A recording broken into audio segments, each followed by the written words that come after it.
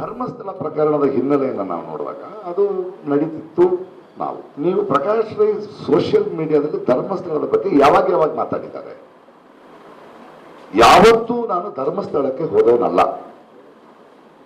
ಗಣೇಶ್ ಮಠ ಇವರು ಮಂಟಣ್ಣನವರು ಇವ್ರನ್ನ ಯಾರನ್ನೂ ಭೇಟಿ ಮಾಡಿದವನು ಅಲ್ಲ ನಾನು. ಆದ್ರೆ ಅಲ್ಲಿ ಒಂದು ವೈದ್ಯ ಸಾವಾಗಿದೆ, ಒಂದಷ್ಟು ಸರಣಿ ಸಾವುಗಳಾಗ್ತಿದೆ, ನ್ಯೂಸ್ ಆಗ್ತಿದೆ ಅನ್ನೋದ್ರ ಬಗ್ಗೆ ಆತಂಕ ಪಟ್ಟವರು ನಿಜ. ದಿಢೀರಂತ ನಮಗೆಲ್ಲ ಗೊತ್ತಿರೋ ಹಾಗೆ ಒಬ್ಬನು ಬಂದು ಮಂಡ್ಯದಿಂದ ಒಬ್ಬನು ಬಂದಿದ್ದಾನಂತೆ, ಅವನು ಅಲ್ಲಿ ಕೆಲಸ ಮಾಡ್ತಿದ್ದಂತೆ, ಅವನು ಹೆಣಗಳನ್ನು ಹೂತು ಹಾಕಿದಾನೆ ಅಂದ ತಕ್ಷಣ ಎಲ್ಲಾ ಭಕ್ತರು ಎಲ್ರಿಗೂ ಡಿಸ್ಟರ್ಬ್ ಆಗಿದ್ದಾರೆ. ನನ್ನಂತವ್ರು ಡಿಸ್ಟರ್ಬ್. ನಾನು ಸ್ವಲ್ಪ ಸೋಷಿಯಲ್ ಆಕ್ಟಿವಿಸ್ಟ್. ಏನಿದು ಹಿಂಗಾಗ್ತಿದೆ ಅಂದಾಗ ನನಗೆ ನೆನಪಿರುವ ಹಾಗೆ ಮತ್ತು ನಿಮ್ಮ ದಾಖಲೆ ಇರುವಾಗ ಇಮಿಡಿಯೇಟ್ ಆಗಿ ಸರ್ಕಾರಕ್ಕೆ ಒತ್ತಾಯ ಮಾಡ್ತೀವಿ. ನೋಡಿ, ಅನವಸರವಾಗಿ ಯಾರೋ ಮಾಡಿದ್ದಾರೆ ಅಂತ ಕೆಲವರು ಶುರು ಮಾಡ್ಕೊಂಡಿದ್ದಾರೆ, ಅದಲ್ಲ ಇಂಪಾರ್ಟೆಂಟ್. ಇದು ನಡೆದಿರೋದು ನಿಜ. ಇದ್ರ ಬಗ್ಗೆ ಒಂದು SIT ತಂಡ ಮಾಡಿ ಅಂತ ಸಿದ್ದರಾಮಯ್ಯನವ್ರಿಗೆ ಮಿಕ್ಕದವ್ರಿಗೆ ನಾವು ಒತ್ತಡ ಹಾಕ್ತೀವಿ. ನಾವು ಆಮೇಲೆ ಹಾಕಿದ್ಮೇಲೆ ಸರಿಯಾದವ್ರನ್ನ ಆಯ್ಕೆ ಮಾಡಿ ಅಂತೀವಿ. ಕೊನೆಗೆ ಮೊಹಾಂತಿ ಅಂತ ಬಹಳ ದಕ್ಷ ಅಧಿಕಾರಿನ ಮಾಡಿದಾಗ ನಾನೇ ಟ್ವೀಟ್ ಮಾಡ್ತೀನಿ, ಒಳ್ಳೆ ವಿಷಯ, ಒಳ್ಳೆ ಆಫೀಸರ್ನ ಹಾಕಿದ್ದೀನಿ ಅಂತ. ಹೀಗಿರ್ಬೇಕಾದ್ರೆ ನನಗೆ ಒಂದು ಫೋನ್ ಬರುತ್ತೆ. ಮೊಹಂತಿ ಅವರು ಇನ್ನೂ ಈ ಚಿನ್ನಯ್ಯನ್ನ ಭೇಟಿ ಮಾಡಿಲ್ಲ, ಅವರು ಚಾರ್ಜ್ ತಗೊಂಡಿದ್ದಾರೆ. ನನಗೆ ಒಂದು ಗಿರೀಶ್ ಮಟ್ಟಣ್ಣನವರಿಂದ ಫೋನ್ ಬರುತ್ತೆ. ಫೋನ್ ಎತ್ತೀನಿ, ಯಾಕಂದ್ರೆ ನನ್ನ ಫೋನು ಬಹಳ ಕಾರಣಗಳಿಗೆ ಬಹಳ ವಿಷಯಗಳಿಗೆ ಕರೀತಾರೆ. ರೈತ ಹೋರಾಟ ಕರೀತಾರೆ. ಏನು ಇಲ್ಲ, ಮಾಸ್ಕ್ ಒಬ್ಬ ವ್ಯಕ್ತಿ ಇದಾನಲ್ಲ, ಮಾಸ್ಕ್ ಅವಾಗಿನ ಮಾಸ್ಕ್ ಇಲ್ಲ, ಒಬ್ಬ ವ್ಯಕ್ತಿ ಇದಾನಲ್ಲ, ಅವ್ನು ನನ್ನ ಜೊತೆ ಇದ್ದಾನೆ, ನಿಮ್ ಜೊತೆ ಮಾತಾಡ್ಬೇಕಂತೆ.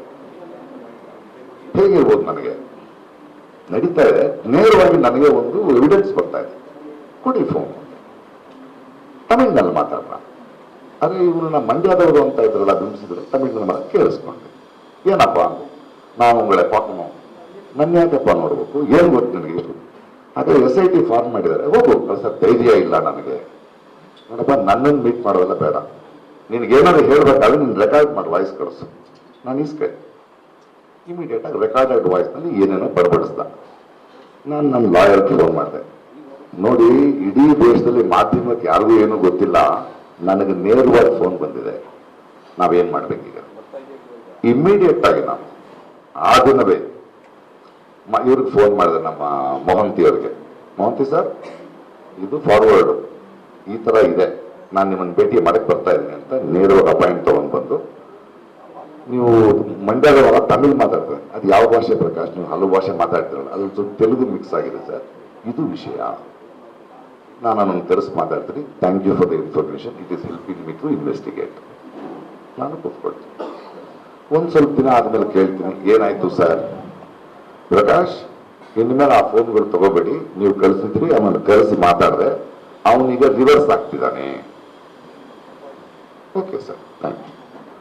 ಸೊ ಅವನು ಹೇಳಿರೋದು ಕರೆಕ್ಟು, ಅವನು ನನಗೆ ಫೋನ್ ಮಾಡಿದ್ದು ಕರೆಕ್ಟು. ಆದ್ರೆ ಒಬ್ಬ ಪ್ರಜೆಯಾಗಿ ನಾನು ಇಮಿಡಿಯೇಟ್ ಆಗಿ ಇವರೇ ಮಾಡಿದ್ದಾರೆ ಅಂತ ಧರ್ಮಸ್ಥಳದ ಆಂದೋಲನಕ್ಕೆ ಹೋಗಲಿಲ್ಲ, ಯಾರ ಜೊತೆ ಕೂತ್ಕೊಳ್ಳಿ. ಯಾಕಂದ್ರೆ ಒಟ್ಟಿಗಾಂತರ ಭಕ್ತರು ಬರೋ ಸ್ಥಳ ಅದು.